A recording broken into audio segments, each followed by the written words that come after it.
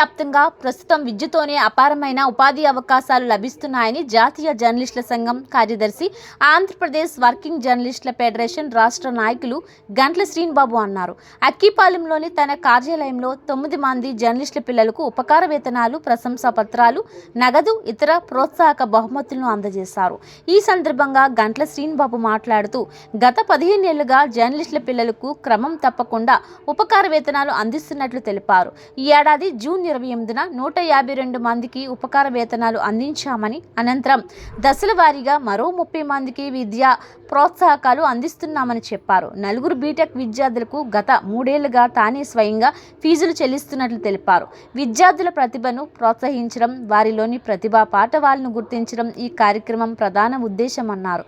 కుల, మత, యూనియన్ భేదాలకు అతీతంగా తన పరిధి మేరకు విద్యార్థులను ప్రోత్సహిస్తున్నట్లు తెలిపారు.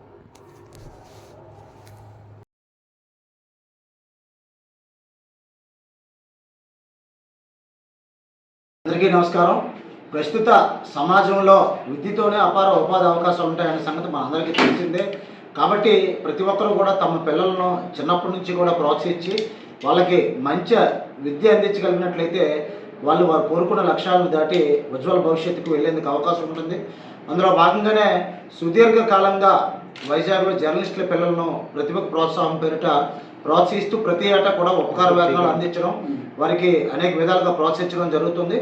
మరి 2026 సంవత్సరానికి సంబంధించి 4 బీటెక్ విద్యార్థులను నేను స్వయంగా వాళ్ళ ఫీజులు కట్టి చదివిస్తున్నాను. అలాగే మరికొంతమంది వేరియస్ క్లాసెస్లో ఉన్నవారిని కూడా ఒకరిద్దరికి సహాయం చేసి వాళ్ళకు కూడా ఆదుకుంటున్నాం.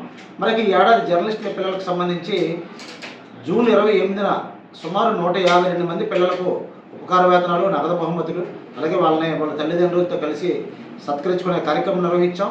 ఇక తర్వాత కూడా దశల వారీగా సుమారు 30 మందికి విద్యా ప్రోత్సాహకాలు అందజేశాం.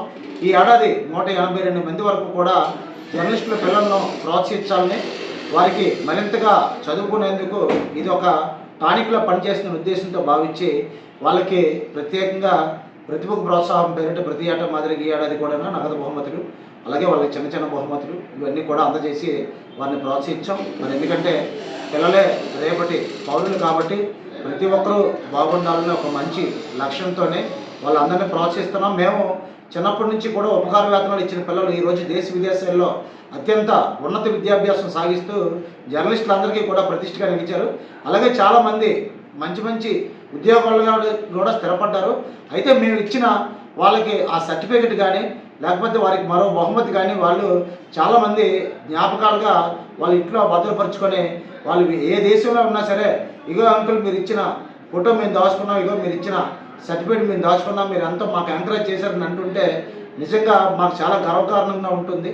మరి అందులో భాగంగానే ఈ ఏడాది 182 మంది పిల్లలకు మా చేతుల మీదుగా విద్యా ప్రోత్సాహకాలు అందించడం కూడా ఒక అత్యంత గౌరవంగా భావిస్తూ, అందులో భాగంగా ఈరోజు చివరిగా ఈ ఏడాదికి చివరిగా 9 మంది పిల్లలకు ప్రత్యేకంగా నగదు బహుమతులు, అలాగే ప్రశంసా పత్రాలు, అలాగే వాళ్ళకి అవసరమైన బహుమతులు కూడా అందజేసి సత్కరించాం.